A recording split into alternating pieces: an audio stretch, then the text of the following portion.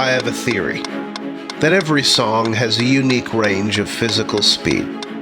Not a tempo, which tends to remain static throughout a song, but a unique, dynamic range of physical speed.